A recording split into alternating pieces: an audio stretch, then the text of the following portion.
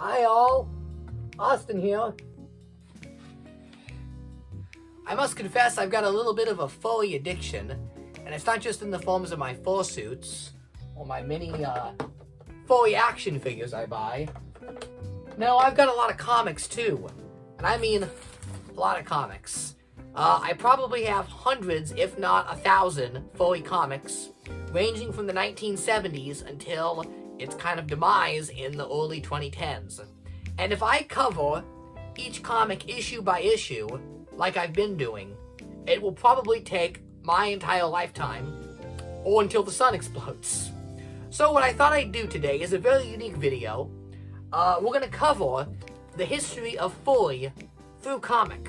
So what I did was I went through my collection, and I picked out, I would say, 50 or so key issues that, in my eyes, defines the history of the furry fandom in print media. Now, we're only going to be talking about the history of furry comics. So any key furry movie releases, like your Rockin' Rules, your Puss in Boots, or your Secret of Nim, will not be mentioned in this video. This is not a definitive history of furry. If you want that, you can just look it up and read it online. Instead, we're going to be looking at some of the coolest vintage furry comic books I own in my collection. Let's begin. It's Brimstone. Yeah, right, Brimstone. The birth of furry really comes from two genres of comic books melding together, and that being the cartoon animal kind of Tex Avery comics. Think the Gold Key Duck comics that Disney did in the 1950s and 60s, and the earliest examples of science fiction and fantasy from the 1970s. Perhaps two of the most notable comics that created furry are the ones I'm showing right now: Wild Animals by Scott Shaw and ElfQuest from Wendy and Richard Pini. First, let's take a look at Wild Animals. This was one of the first, if not the first, anthropomorphic anthology story that contained no humans, only furries. It was made by Scott Shaw, who will appear near the end of this video, as he would have a hand in creating another important furry work. And we see here it's called Wild Animals, Anthropomorphic Antics of Funny Fauna. Wow, how classic furry. And we have some superheroes, some parodies. It looks like there's a Hulk pig, a moose Conan, and a red Sonia cat that is really hot, not gonna lie. And he goes, well, there goes the neighborhood, because this Dr. Seuss creature has arrived. So, is it a little, racist? Maybe. You be the judge of that on what's going on here. I won't dive into that cover any further. And for the comic itself, I am not a huge fan of this. It's really rooted in, like, Robert Crumb styling, kind of, Red and Stimpy style humor. And I've just never cared for this kind of surrealist, nihilistic, gross-out style of comedy. You know, very much Fritz the Cat trying to follow in the footsteps of that film. Now, this came out in the 80s. This issue is from 1982. And Fritz the Cat is from the late 60s. But remember, there was a bit of a delay in the popularity of Fritz. It came out, it did very well with mainstream audiences. It actually made some money. But in its later years, it would become a fixture of science fiction conventions and fantasy conventions, oddly enough. And it would be those screenings of Fritz the Cat that would lead to the first furry conventions. So, at this point, anthropomorphics is not really taken seriously. Publishers would not publish dark or, you know, I hate to say this isn't meaningful, but, you know, meaty anthropomorphic work yet. They were only doing what they saw as funnies. You know, it's a little raunchy, but there's nothing overtly sexual or risque in here that would turn off comic book shops from carrying this. So it's kind of a soft furry phase, if you will. And hey, look, there's an ad for the Rocketeer #1 coming to your local comic shop long before the Disney classic. So I don't really have much to say on this one, but there is an advertisement I wanted to show. See if I can find it. That would be a perfect segue. Yes, okay. So check it out. There's an ad for ElfQuest 3 portfolio by Wendy Peeney. So this is a perfect transition into ElfQuest. ElfQuest was one of the defining pieces of culture for early science fiction and fantasy conventions, and even Furry. ElfQuest was a independent published comic, high fantasy, science fiction. I've reviewed the whole series on the channel, so if you want to watch my complete ElfQuest review, you can. But I've read it, and it's really, really good. And you may think that, like, elves and orcs are kind of adjacent to Furry, and I think they are. I think there's a lot of crossover. But the elves in this comic specifically, they're called the Wolf Riders, and they ride these giant wolves, and they've got the blood of wolves in them. They even fight this other elf tribe that's half bird and has the blood of birds in them. So ElfQuest has always been deeply connected to animals and anthropomorphics. So from the beginning, it just struck a chord with the furry community. ElfQuest led to the creation of some of the first internet message boards in the 1980s. Early ElfQuest roleplay kind of paved the way for what furries would call Usenet, and would become the place for furries to roleplay. So, ElfQuest was a big deal. It showed that anyone can publish a comic. They weren't traditional newsstand comics. You had to get these special ordered. Moving into the 1980s, the funny animal comics would evolve significantly, this time latching themselves onto IP.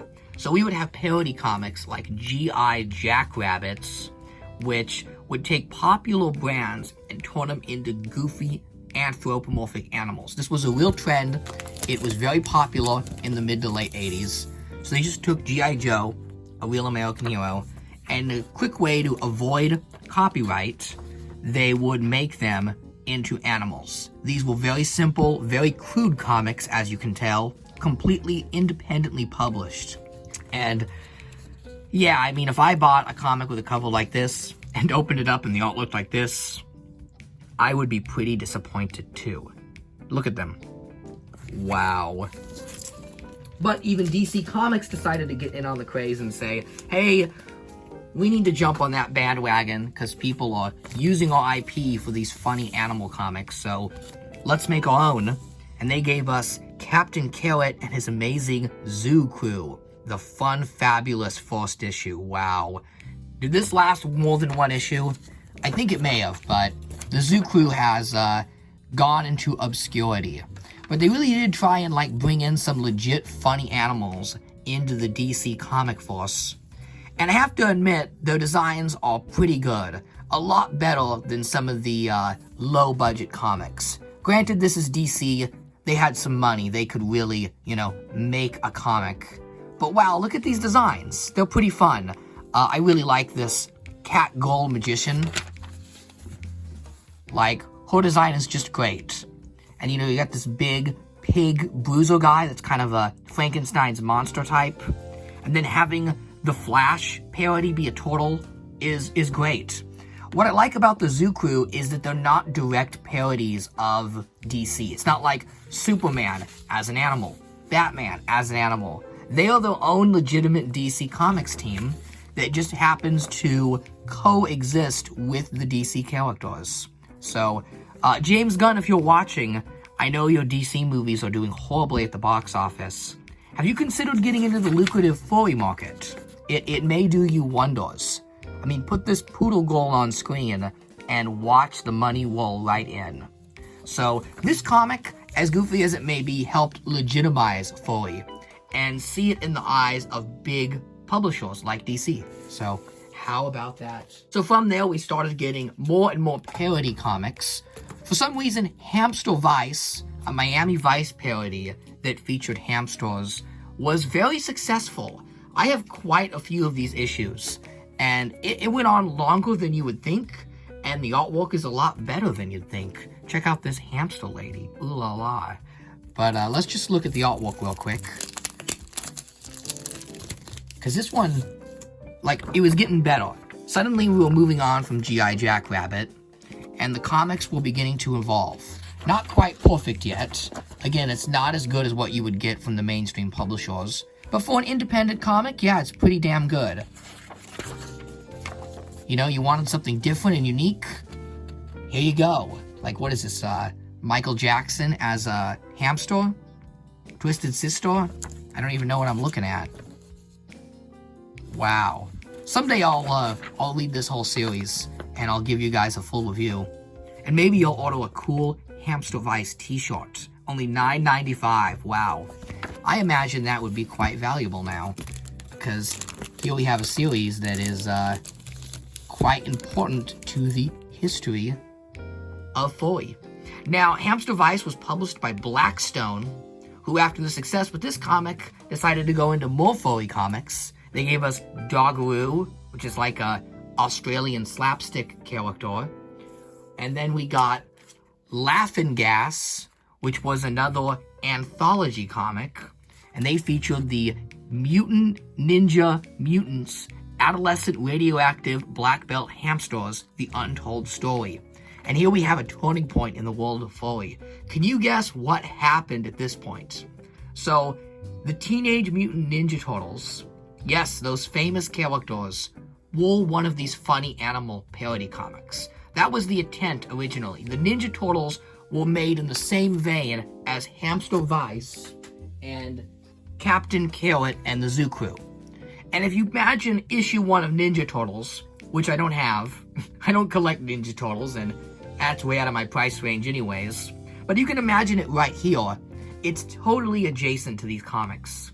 So the Ninja Turtles was really a big moment in the Furry community, because it allowed major publishers to now fully fund Furry works.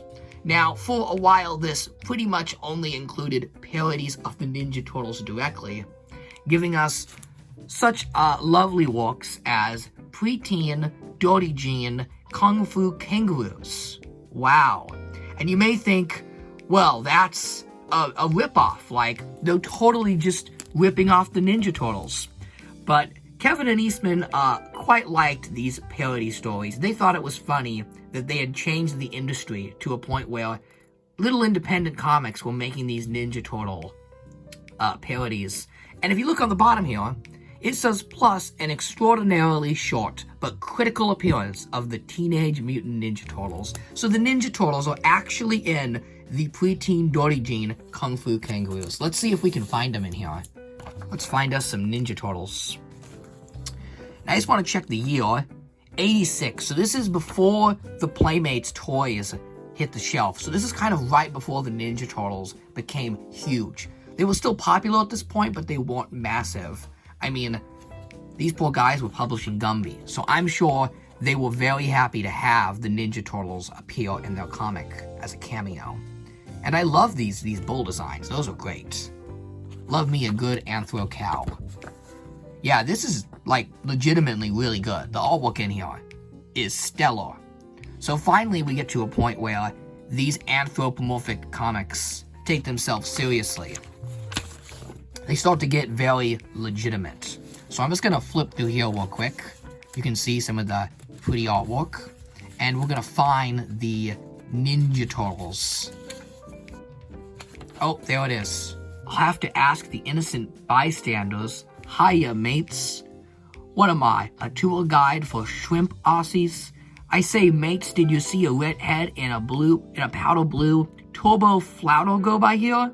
Sure, she left at the all-night Cocoa Emporium in Stormdoor. Thank you, sir. Sir?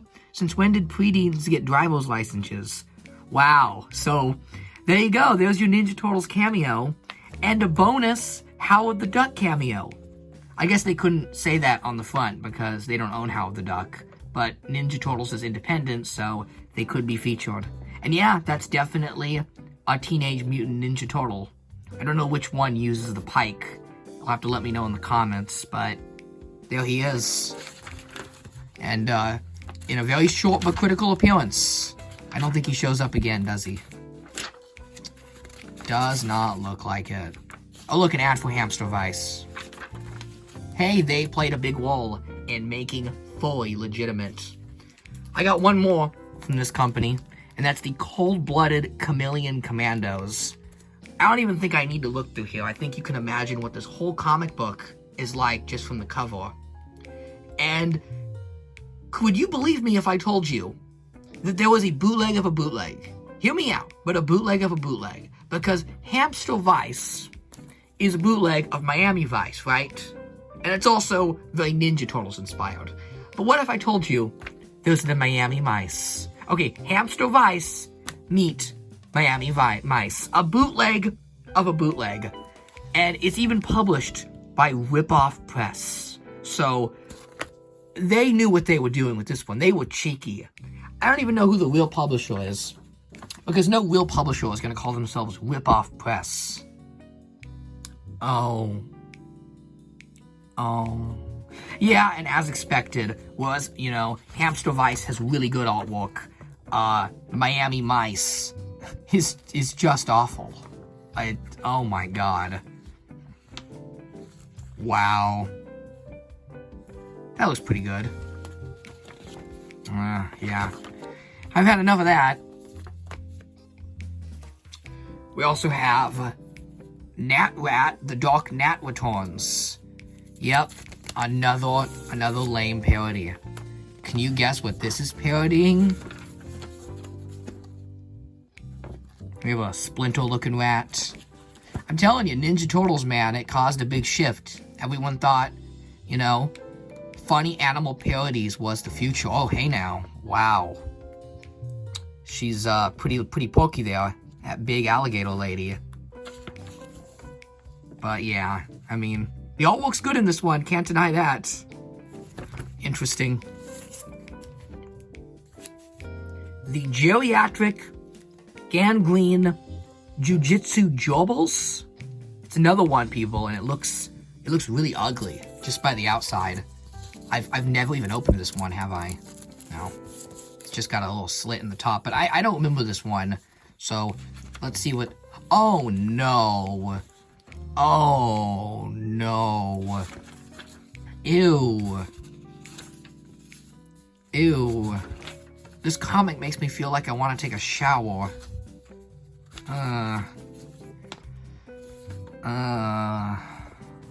Oh my god.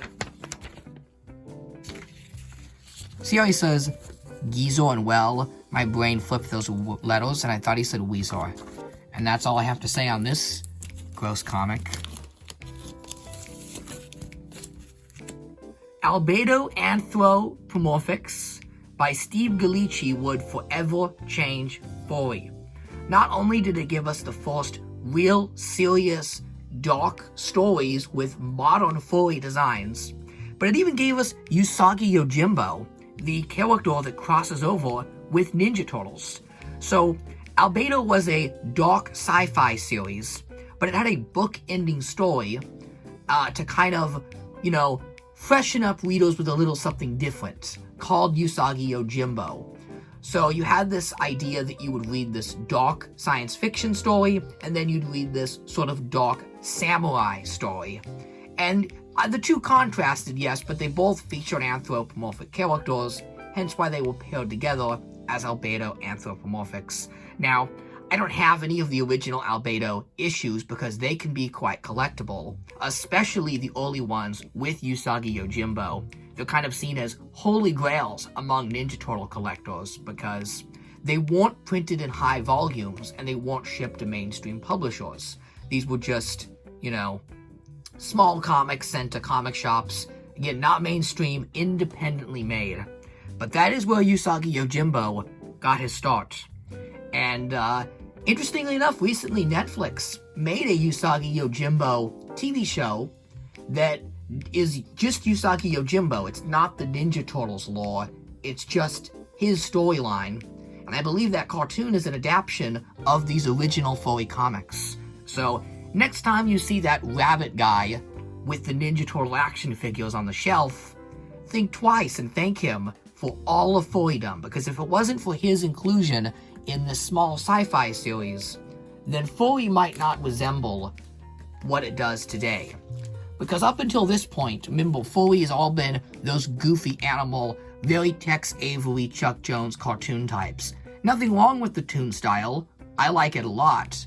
But check this out, when Albedo comes into the fray, all of a sudden we see a very familiar looking fursona design, the likes of which we would later associate with Star Fox and Bucky O'Hare and the internet and everyone's fursona. I mean, this, I'm sure this is a reprint.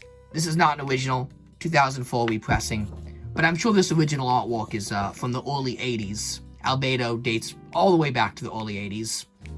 And this is not too different from the type of furry artwork we see today. So, pretty much all the styling of modern furries comes from this comic. Like, look at this Judy Hopps looking bunny. She's cute. The artwork is really, really good. Really, really good. Steve Gallici just kind of invented the styling of modern furry right there. Now, Albedo is hardcore sci-fi. I have tried to read this series online, and I am too dumb for this. I will be honest. It is like Star Trek, man. If you love science fiction, then this is going to be a really good comic for you. Oh, and Albedo had a huge role-playing game in the 80s and 90s. So it's also responsible for our first ever furry action figures. The Albedo miniatures. All the first furry figures ever made. One day I'm going to get them and review on this channel because they're really cool. They're like all sorts of furry gals and guys in science fiction uniforms and military and all sorts of cool stuff. Rabbit Valley Comics. This was a real furry publisher in the late 90s and early 2000s. Are they still around? Maybe. I have no idea. And then they give you in the back the full print history of Albedo. Look at that. 1983 was the prototype issue. These contained Bad Rubber, a parody of Blade Runner. So look, even when Albedo started, it was still stuck in that parody phase where everything anthropomorphic had to be a parody of a popular movie. Like, they wouldn't even make this comic of a serious science fiction story with squirrels and rabbit people unless it included a Blade Runner parody. But look, there we go. Usagi Yojimbo debuted in Volume 1. And yeah, Usagi Yojimbo stayed for a few issues. But then he moved on to bigger and brighter pastures, which I get that. And Steve Gallici, to this day, still makes amazing furry work. He is truly the father of all furrydom. Now note this line, at this time, Fantagraphics Books was preparing their title Critters, which would include the serialized Birthright. Yep, another Steve Gallici comic. So what is Critters, you're asking? Well, Critters is the first real furry comic. It is the start of official furrydom. So after the success of Albedo Anthropomorphics and Ninja Turtles and parody, at this point, a company called Fantagraphics Books decided that furrydom needed to be taken seriously and no longer needed to be limited to one-shot issues or limited-run miniseries. It needed a monthly print of only furry work, and that's what Critters was. Critters was the first real monthly furry anthology. Before the internet was widespread at least, this was how you got your furry fix. This contained all the up-and-coming furry artists, and by this point, the furry fandom is real. So we're exiting the prototype stage of ElfQuest and parody and entering the 1980s in furry. And look how awesome this cover is. This is so cool. It just screams Don Bluth, Dragon's Lair, fantasy, but also toon at the same time. They're kind of finding a balance at this point between toon and fantasy. So, previously we had on one end the Scott Shaw, Tex Avery toon style, where things are really exaggerated. It's very slapstick, slip-on banana peel type of humor. And then on the other side we had ElfQuest, which was really high fantasy, classic Renaissance style storytelling, myth. And then they begin to converge. And when they meet, we get furry as we know it. So let's look at a bit of Critters issue 4. This is the earliest issue I have. Some of those early issues can be quite collectible. But yeah, by this point, you get a little bit of everything. And yes, the artwork still looks similar to what came before, but it's a little better, the shading is good, and the stories take themselves much more seriously. It's no longer just a goof. These are real characters, real stories with anthropomorphics, and you get a little bit of everything because the art switches. So here is Birthright by Steve Gallici. Another great Gallici comic. I mean, the artwork in here is just amazing. It looks like it could have been made yesterday, but it's 40 years old. Can you believe that? So yeah, this represents a huge turning point in the furry community. We have an ad in the back for Critters, and look, it features Usagi Yojimbo. And it says Critters, a funny animal anthology. So they're still using that funny animal term by this point. A funny animal anthology featuring work by Steve Gallici, Freddie Milton, Stan Sakai, that's the creator of Usagi Yojimbo, Tom Stazo, and more action and humor. $9 for 6 issues. Kind of expensive at the time, but if you wanted independent comics, you know, it cost a premium. I don't know what this is, but there they are. There they are. I've got several issues of Critters. Some of the covers are just awesome. Really cool. And I love how much they just played with styling. It didn't really define itself. Again, you've got that class of like, look, you've got clash of military and toon. But it's all anthropomorphics, it's all furry, and that's what matters. Ooh, I love this one here, with kind of the Christmas theming. That's great. Let me know if you want me to do a whole video on the history of Critters, the comic, because I definitely will. Let's just pop one of these open. One more look, just because the art in these are so cool. I have to show them off, you know? I want you people to see this stuff, because it's good. Ooh, it's like a sexy mouse lady. What is that? Speaking toe, and Amanda and the professor make a sacrifice for archaeology. Ooh, that's in here? Let's take a look. So more Steve Gallici. He was the superstar of the furry community. Oh yeah, look at this. This is great. They're like mouse archaeologists. This reminds me of that series with the mouse girls. What's that called? It's a modern comic and there's like all these mice women in it. It's popular with kids, but you know, furries like it too. I don't know the name, but I'll put it right here. But yeah, this is great. I don't think I've seen this. I have so many comics, like, reading them all would just take a lifetime. Seriously, it would.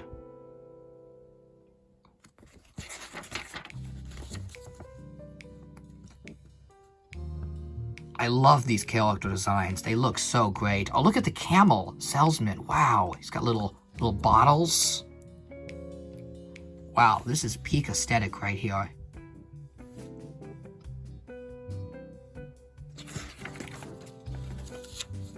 The artwork is incredible by this point. Oh, the cat statues come to life, and they're Bastet statues. If you know mythology, Bastet was the goddess of Egyptian sex, and how they chose to represent sex was with a cat. And sometimes Bastet is a regular cat, but often you will find she is an anthropomorphic cat woman. Bastet was one of the OG furries. I like how she's got a Mickey Mouse hat on, that's great.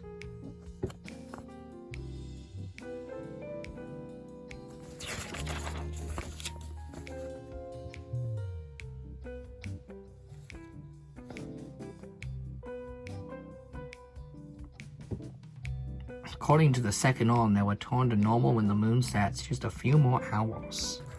Yeah, that's a great comic. Oh, well, look at her. Who drew that? There was a lot of people talking about the stuff, though. Like, look, Usagi Yojimbo is fast becoming my favorite, second only to Birthright. You know, oh, look at that. He says, thanks for introducing me to a new world of animals, once strictly restricted to the wind and the willows and Miss Frisbee and the rats of Nim. Cheerio. So we've even got a Nim name drop in there, kind of giving you a look that fully came from these independent publications, pre-internet. You know, people would watch something like The Secret of Nim and think, what is this? Why am I so fascinated by this? Why do I like this so much? So then they go in the comic shop and they see this for the first time. Can you imagine, like, you're obsessed with The Secret of Nim, you go into your comic shop and you discover Furrydom, that there is an underground world of people that like cartoon animals and fantasy the way you do. What an amazing time. So we have to give our credit to Usagi Yojimbo for introducing Furry to the masses. I mean, that's amazing. Pretty great stuff. So that's Critters, the early chapter of the furry community. So while Critters normalized having anthropomorphic characters in serious comic books and media, and sort of taking that Secret of Nim, Wind in the Willows aesthetic to borrow from that reader that submitted that letter, and putting it on a mainstream stage, there's still one critical aspect of furry that's missing from these comics. Do you know what that is? And that is Omaha the Cat Dancer. So what is Omaha the Cat Dancer? Well, it is an adult smut book with nudity. I actually can't even open these comics on this channel. I'd probably get my channel taken off because they're very, very adult in nature. But the artwork in them is really, really strong, and the storytelling is super deep. Omaha decided it was not going to beat around the bush and hide itself. It is an explicitly erotic sex comic, but it had very, very strong, dark, and deep storylines, and it took itself seriously. It wasn't sleazy, and it wasn't gross. The story actually follows Omaha, the female lead, who is an exotic dancer that works at a nude nightclub, and the adventures, love life, and soap opera that follows. The comic actually dates all the way back to the early 70s, when it was published in furry zines, again around the time of Fritz the Cat. And it was pretty obscure, but in the 1980s, with the success of Usagi Yojimbo, Ninja Turtles, and again all that funny animal stuff, Kitchen Sink Press decided to take a huge risk and ship Omaha to mainstream comic retailers. This was huge because Omaha, when it was published in its comic form, as you can see here, was not just the first adult furry erotic comic, but it was the first comic book to explicitly feature sex. Yes, really, this is it. This is the first comic book published with graphic sex in it that was given to mainstream retailers. And people actually accepted it. Omaha was praised for having a strong female lead, a bit of a feminist angle and bent to it. It wasn't sexist, it wasn't sleazy. It was very classy and progressive in its views. And that really got people's attention. This was a comic people talked about, and it put furry right at the front right there. Up until this point, when people thought of furries, and especially adult furry work, which is mostly furry work, they thought of sleaze. They thought of, for lack of a better word, garbage. Here was Omaha, an adult furry comic that took itself seriously, that delved into deep social issues, and that talked openly about sex during the 1980s when the AIDS epidemic didn't make that okay. Sex was kind of seen as taboo. So this was a huge, huge groundbreaking moment in not just furrydom, but comics as a whole. Omaha, a key furry comic to have. I don't have issue 1. I've got issue 3 and some of the other early issues, but, I mean, still great. I mean, look at her dancing in her leotard. Probably the most clothing she wears in this issue. So after Omaha sold very well, you can guess where things went from here. Furry Work decided to take a decisively adult turn, and we get Genus, the way to get adult furry artwork throughout all of the late 80s and early 90s. So this comic went on for, I believe, over 25 years, ending only recently when the pandemic happened. The publisher kind of went under. Here are some more comics I can't open up, unfortunately. But just to give you a quick summary, Genus was an anthology, but it didn't toss storylines. It kept the same artists on board, so these anthology stories would usually go throughout the year. And you can imagine what kind of anthology stories they were. They usually featured lots of nudity or suggestive and fetish themes. We can see we got kind of a robot cat girl here, appealing to a very specific base of people, and then a sexy mouse girl here. You can pick up any issue of Genus and look inside, and it's a who's who in the furry community. They got the best artists. They got artists that are still popular to this day. This is the birth of DeviantArt and Fur Affinity. Before those websites went live, this was how you got your adult furry content. In between the stories, they would also feature sexy pinups, posters. Sometimes they would have little, like, paper dolls and cutout standees, which I think is kind of fun. And also advertisements for fur meets and conventions. Look, the comic explicitly states, as soon as you open it, not for sale to minors. So, I don't know who would fall for this and try and give this to a kid, but maybe it's got a animal character, so someone would be confused. But they include it right there, not for sale to the kids, with a slave Leia looking rat. Wow.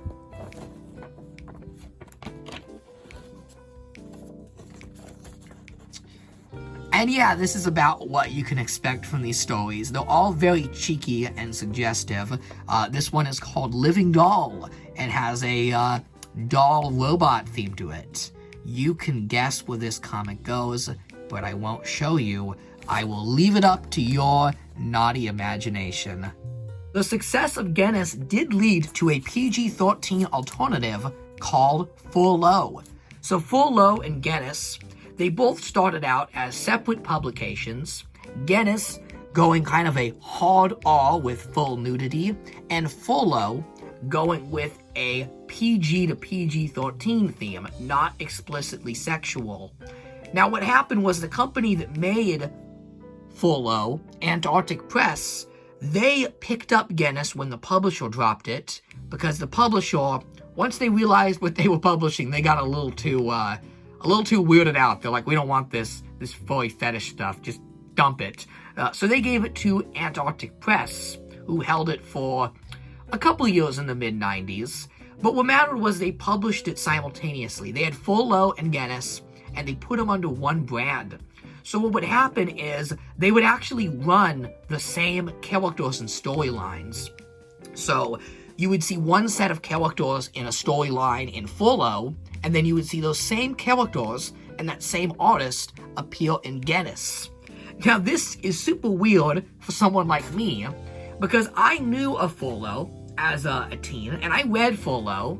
I picked up old issues I would find at thrift stores and flea markets, so I became quite accustomed to the rotating cast of characters they would have in here. There were like these rat knights, there were these army bunny girls I really like, and it was all very action-oriented, like the bunny girls infiltrate the possums, right? And they blow them up. Well, when I started collecting Genus, I was really surprised they featured the same characters. So I opened up an issue of Genus one time, and it was the bunny girls from Furlough, the army girls. And I'm like, huh? It's the same characters. Except in Genus, instead of bombing the possums, they decided to go take a mud bath. So the Genus comics often feature the same characters from Furlough, but instead of action and story-oriented, well, they have story in them, but they're pretty exploitative comics. They're very sexual, which I think is hilarious. I didn't know that, they feature the same characters. That is hilarious. So Genus and Furlough, by that point, Furry's alive and well, and furcons are happening across the country, which finally leads comic publishers to really begin experimenting and making some cool stuff. Xanadu by Vicky Wyman is probably my favorite of the fantasy furry comics from the 80s. This is an awesome comic. It kind of takes inspiration from ElfQuest and like Rankin Bass, like The Last Unicorn and The Hobbit, and it makes this high fantasy furry storyline that is amazing. Vicky Wyman, who passed away recently, she knew how to draw. She knew how to draw furries. Better than most people today. Just amazing. I reviewed this comic really early in the channel, and it deserves a review because there's a lot to talk about with Xanadu. If you look online, there's some pretty cool archival stuff of Xanadu, because this comic was a big hit at the furry conventions. There was some pretty limited Xanadu merchandise you could buy. There was some awesome statues of these characters. And there was even some meet and greet costumes of these characters, which are great. There's some very, very early fursuits from the 1980s. Fantastic mascot outfits. I'll try and feature some of them in this video for you to see. But like, you could go to FurCon and pick up a copy of Xanadu, meet Vicky Wyman, and then get your photo taken with the lovely characters of this comic. How cool is that? Cool, cool comic. It was published individually and also collected in these nice trade paperbacks that were sold at bookstores for $12.95. Look at that. I would be remiss if I didn't mention Shonda the Panda. Only because it's got so many fans. I know if I skipped over it, someone in the comments would be like, you didn't mention Shonda the Panda. Well, there it is. It was a popular furry comic in the 1990s. I don't know much about it. I've never read it, and I need to get around to reading it. What can I say? I've only got so much time. Now, away from the explicitly furry works and into the furry adjacent works, we still had those funny animal comics continuing on well into the 90s, but by this point, they had gotten legitimate. We had Bucky O'Hare, and we had Fish Police, both comics that got mainstream retail presence, which is awesome. So, I don't have any issues with Bucky O'Hare, but it's really good. You should read it. Awesome furry characters. And Fish Police has fish people, which is different, you know? It's kind of an unusual, uncommon furry to see a fish girl, but I love fish designs, and I do consider fish characters furry. Even though they're not explicitly furry, they're still mythical fantasy characters, anthropomorphic, and definitely fit right in a world of animals. So, Fish Police was a really cool, really high-quality furry comic release that caught the attention of Hanna-Barbera, who brought it to TV with an animated TV show. Primetime show aimed at adults, believe it or not children. So that makes Fish Police the first real furry comic, in my eyes, to successfully leap onto television. Yes, Ninja Turtles predates it, but if you look at Ninja Turtles, those early furry issues were aimed squarely at adults. The TV show was really softened down for kids. And Fish Police, on the other hand, comic was made for adults, cartoon was made for adults. You know, that makes it an official furry cartoon in my eyes. If it's an animated cartoon with anthropomorphic characters that is sexy and dark in nature and aimed at adults, then it is officially furry. We start to enter modern furrydom with Sonic the Hedgehog. Sonic was published in the early 90s, and the first issue of Sonic was drawn by Scott Shaw, the same guy that drew the funny animal comics in the 1970s. So he started off doing those kind of Robert Crumb-like comics and laying the groundwork for furrydom, and he finally made one of the key pieces of modern furrydom, which is the Sonic the Hedgehog comic.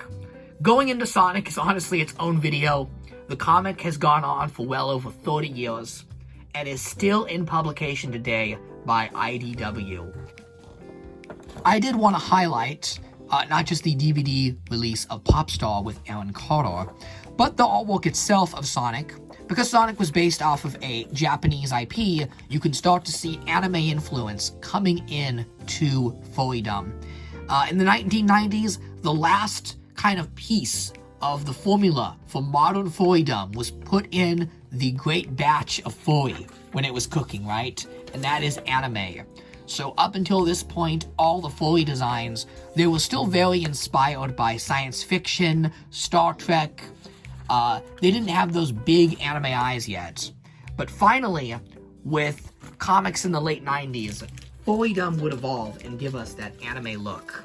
Furlough continued to be published well into the 90s and the 2000s. The 2000s saw a full-on renaissance for this comic, as it tried to compete with DeviantArt and eventually For Affinity, kind of the main site now for furry artwork. Furlough tried to stay relevant by getting better artists, better storylines, and upping the budget. It went from a small collection of stories to longer form stories. Some later issues of Furlough wouldn't even be an anthology. They would just contain one singular story. In its later years, the comic was of outstanding quality. The covers alone are amazing. Unfortunately, the covers are not often connected to what's inside. This one being an exception. The comic inside does look like this. But unfortunately, we never got a comic of this very, very Y2K Neopets-inspired fairy girl that I totally dig. Furlough would last all the way up until the pandemic, when Radio Comics, the publisher of it, went under, unfortunately. So remember, Furlough in the 90s was Antarctic Press. What happened with Antarctic Press is really weird. They decided to try and get into the action figure business. They took several of their comics, like The Warrior Nun, and made action figures. So there's a Warrior Nun action figure. And they tried to make themselves more legitimate with, like I said, Warrior Nun. But I think by 2020, Furlough had long served its purpose. Furlough, and by extension Genus, were there to bring people high-quality furry artwork and stay up to date with their favorite furry artists. But by the time Instagram, DeviantArt, For Affinity, and YouTube came out, today it's easier than ever to stay up to date with your furry artists. You don't need to have a monthly comic coming in filled with artwork. You could just go online and get that stuff free. So, why are you gonna buy something like this? Even though I'm a total physical media nut and I will always buy stuff like this, you can get a lot of it for free. I have to mention the comics that came afterwards. Oh my goodness. Yeah, Genus really paved the way for some adult furry comics. Once Genus saw success, people could publish anything. So you saw far cheekier, far raunchier, and far sexier comics hit the newsstand. And hey, I think that's a great thing. I think we need more variety in the comics. And if people want this stuff, then it should be available there on the market. I have no issue with it whatsoever. Now, the success of these comics even created a niche for a sort of PG-13 sleaze comic, and that came in the form of Hit the Beach. So Hit the Beach was a one-shot annual furry swimsuit issue by Radio Comics. And they ran this for a long time, like from the late 90s well through the 2000s. So they took all the artists from Genus and Furlough, and they had them do sexy pinups in swimwear, so everything is covered. And maybe I'm a weird person, but I honestly prefer the girls in this comic way over this one. Yeah, she's wearing a bikini on the cover, but inside the comic, they're not really wearing anything. They're natural. But in Hit the Beats, they're in beautiful swimsuits. Some of the artwork in here is really good, and I will show you some of it because it's safe for the camera. Every artist listed at the front here, kind of a who's who in the furry community, doing sexy pinup artwork. And I kind of like these more than the explicitly nude stuff. I don't know, I just like it when it's kind of cheeky and raunchy. This one I think is great. Sorry, didn't see you there. That is one lucky horse. Wow. And I like the little mice girls playing volleyball there. This is great. I'd buy a poster of this. Amazing, amazing artwork. That's Baron Engel. He still draws today. He's really popular. He would become popular with My Little Pony. That's what he does. He draws My Little Pony pinups of like the pony girls. And after Lauren Faust's pony show, G4 I think it is, he would become huge. They did an excellent job getting a variety of artists. You can see some contrast here with kind of the more anime-like, very skinny monkey girl with the curvier, more Americanized tan bunny here. Wow, she's cute, I won't lie. She got that chocolate bunny tan. But they got artists from all over the world. There were well-known manga and Japanese artists in here alongside their American contemporaries. And I think Hit the Beach had the best artwork. Like, really, really amazing. Really get a good variety of vintage furry artwork. And there's no, long-winded or confusing storyline, because it's just pinups. And there's also no nudity or anything that may be torn off to people that don't like that sort of thing. But yeah, Hit the Beach. So, some more mainstream comics from this time. Gremlin Trouble was super anime inspired and really helped usher in that anime element. These are based off of the myth of gremlins, the little creatures that would eat the pieces of planes in World War II. So this is a World War II kind of inspired comic, but the artwork's really good, and despite leaning much more towards anime, it did contain a lot of great furry artists. I know Terrell Wayne worked on this. He was kind of another early founding member of Furry from the 70s and 80s. I don't have any of his independent comics, so I didn't mention him. Not because, I skipped over him, but because I don't own any of his stuff. But a huge Furry influence.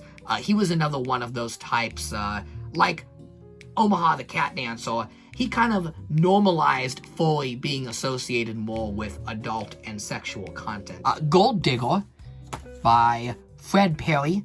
This was an animal-inspired superhero comic book that was really successful. It even had its own action figure. I mentioned the Warrior Nun action figure. Well, Antarctic Press also decided to make an action figure for this comic. Unlike Genus and Furrlough, for some reason, they kept this comic when they dropped their other Furry issues. So, I don't know what the deal was with Antarctic Press in the 90s, but they decided Furrlough and Genus, no, that's too furry and weird, too sexual, gotta drop that. But Gold Digger, which, it's a superhero comic, yeah, but it's also got sexy cat girls and animal characters and, some cool, fun stuff. They decided that one was totally okay. So, I don't know what those standards are, but you got me. But yeah, Gold Digger, it's a Furry classic. Finally, we get to the comic that, in my eyes, symbolizes the end of Furry comics in print and transitions Furry from printed comics you would buy behind the curtain at the comic book store to simply going online to view Furry artwork, and that would be Sabrina Online, and by extension, all of the work of Eric Schwartz. Eric Schwartz is kind of the father of furrydom. If Steve Gallici and Terrell Wayne and Scott Shaw are the grandfathers of furrydom, then Eric Schwartz is the modern father of furry. I say that because what he did was he normalized furry webcomics, and I think his style is modern furry to a T. This is the furry community today, is the work of Eric Schwartz. He was also a very gifted animator and made loads of animated shorts that if you're furry, you have probably seen. They're quite famous and have been screened at every FurCon since they released. They are classics. If not, pause this video and go watch the work of Eric Schwartz. The comic book Sabrina Online was launched by him and was a huge success. It is an online webcomic, but it did receive these limited print releases that were sold at conventions for only $3.50. But these are not that good, I'll be honest. Not the comic. The comic's fantastic. I'm talking about these print releases because the size is not consistent. Like, they don't line up together. Issue 7 is bigger than issue 10, and I don't know why that is. I know there's a hardback complete Sabrina that I need to get that many say is kind of the definitive way of reading this in print. But you probably should just read this online because that's how it was intended. But, if you want to support the work of Eric Schwartz and pay him, then by all means, you could buy these. They're long discontinued now, and at this point, these are kind of collectible, these early print releases. So I would just say avoid these altogether. If you want to support Eric Schwartz, just buy the books directly from him, the new books, the hardcovers. There's some cool ads here, though, for other stuff.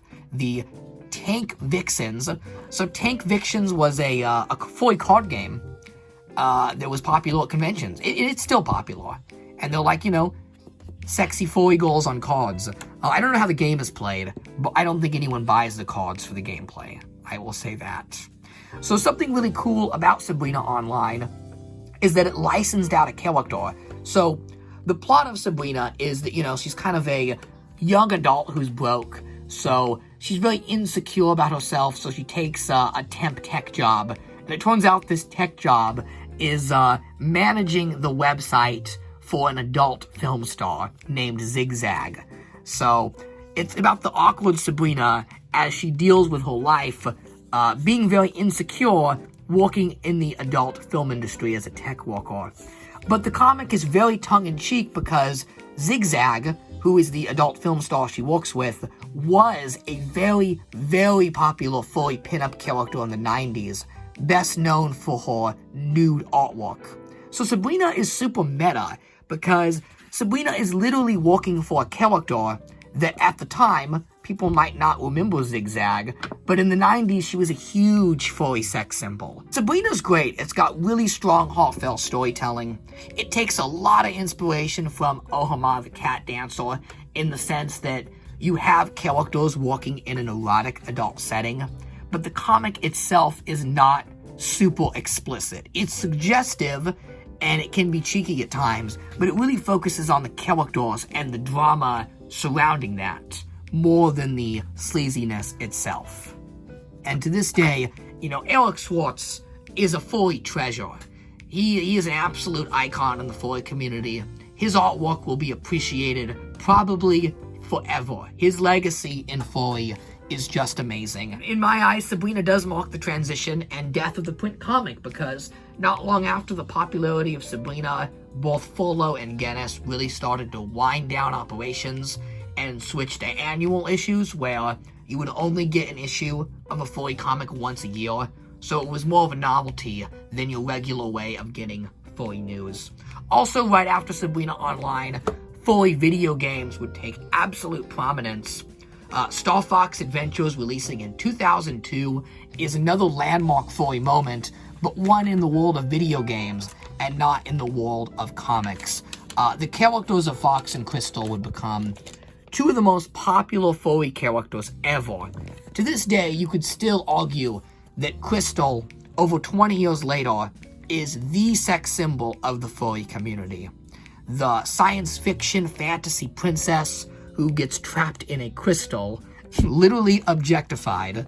But I grew up with this game, and it is easily one of my defining Furry pieces of media. I know that cutscene where, Fox encounters Crystal and just kind of walks around her, literally viewing her.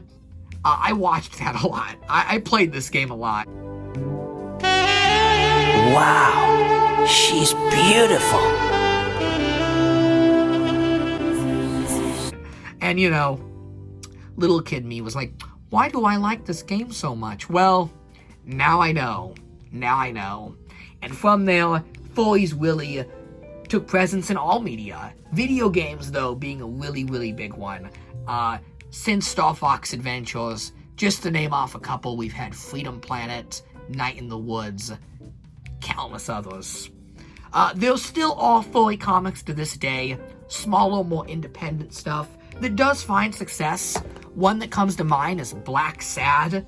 This is a comic about discrimination and racial bias in the 1920s and 30s done through the use of animals. So, basically, a much better version of Zootopia, and kind of a dark version of Cats Don't Dance. So if you like stories where animals are used as an allegory for something much deeper, Black Sad is the way to go. This was a Furry comic that saw huge mainstream crossover appeal.